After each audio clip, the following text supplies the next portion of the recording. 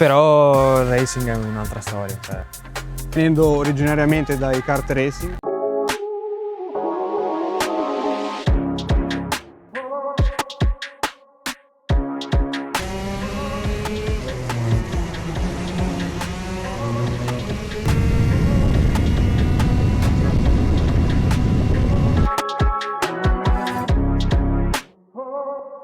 E adesso andiamo a vedere i due on board side by side. OKN a sinistra, R-Max a destra.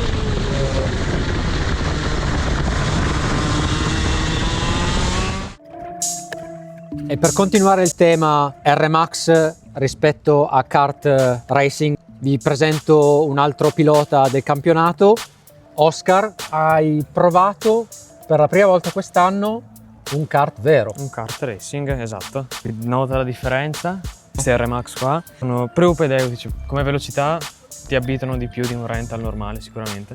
Però il racing è un'altra storia. Cioè, ho fatto in realtà pochi test, ma l'anno prossimo si girerò molto di più con il racing perché è un kart vero. Ecco. Prima pista, dove hai girato?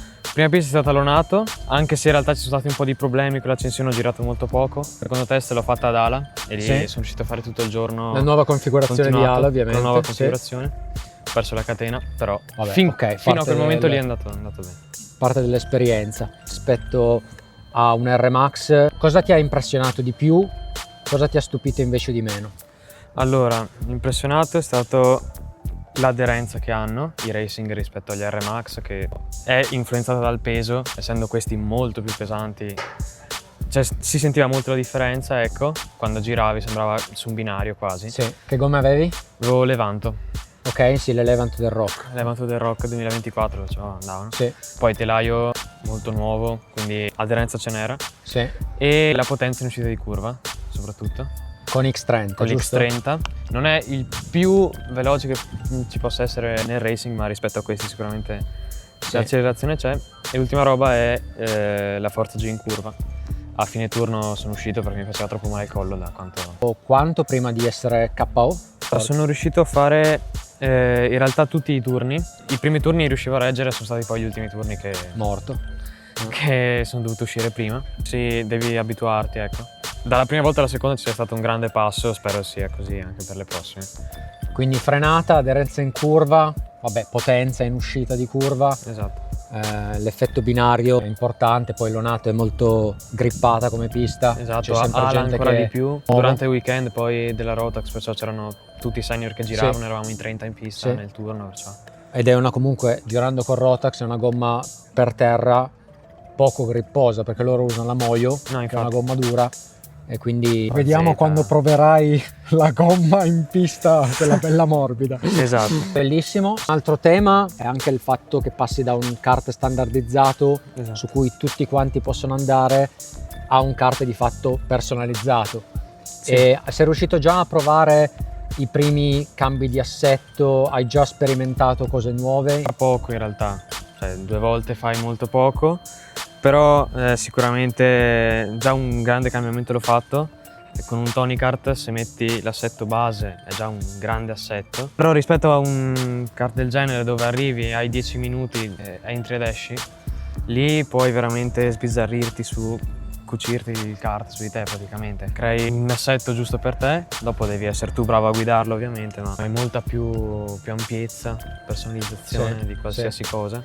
Quindi c'è un mondo di fatto, la curva di apprendimento è infinita, diciamo. Sì, ovviamente devi impararlo a farlo bene, perché pressioni soprattutto è la roba più importante. Sì, forse è la prima cosa che uno inizia a capire. Pressioni, altezza, tutto quello che c'è bisogna impararlo bene. Quando si impara bene è veramente un raggio di cose che puoi fare ampissimo.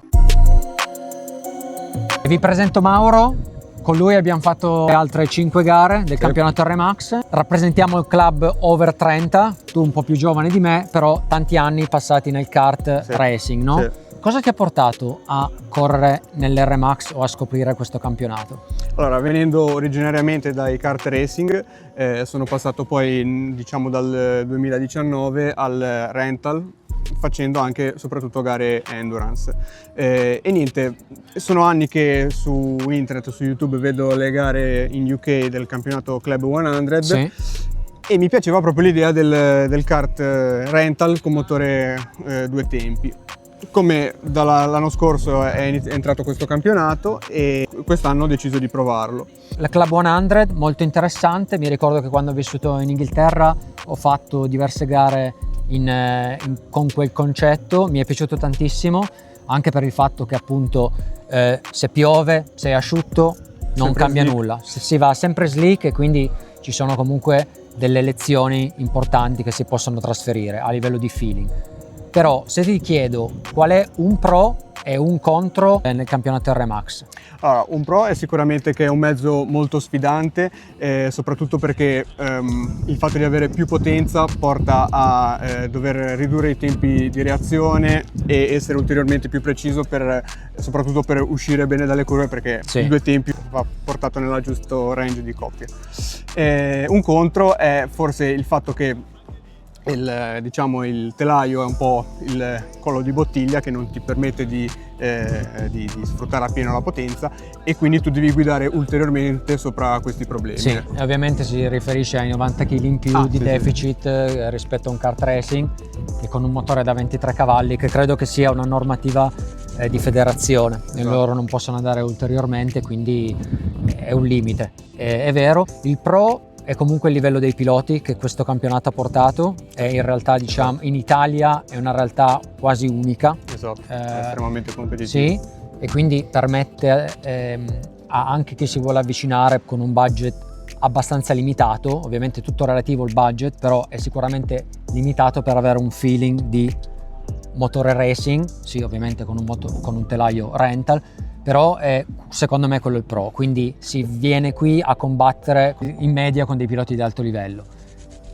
Il contro è vero, e ogni tanto magari avere le protezioni agevola dei comportamenti che sono un po' scorretti e non proprio professionali, nel senso che se non ci fossero, come nel mondo racing, lì la gente si potrebbe fare sicuramente male. Sì, in questo mondo qua in Italia non ci sono molte alternative oltre al racing. Esatto. Lo step successivo, secondo me, è ritornare su un motore 4 tempi e approcciarsi a una categoria che inizia a diventare già molto più professionale, le categorie come la Tillotson oppure la Briggy Stratton, perché lì allora torni su un mezzo tanto racing e torna a inserirsi la componente di assetto e messa a punto del proprio mezzo, che per definizione nel rental non si ha.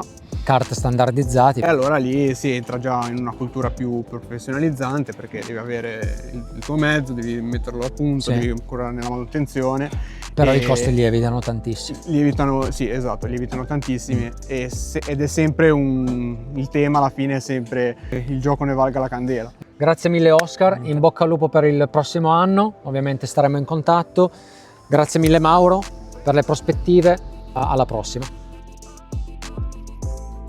Sul canale mi avete chiesto quali sono i costi, affronteremo i costi dell'R-Max.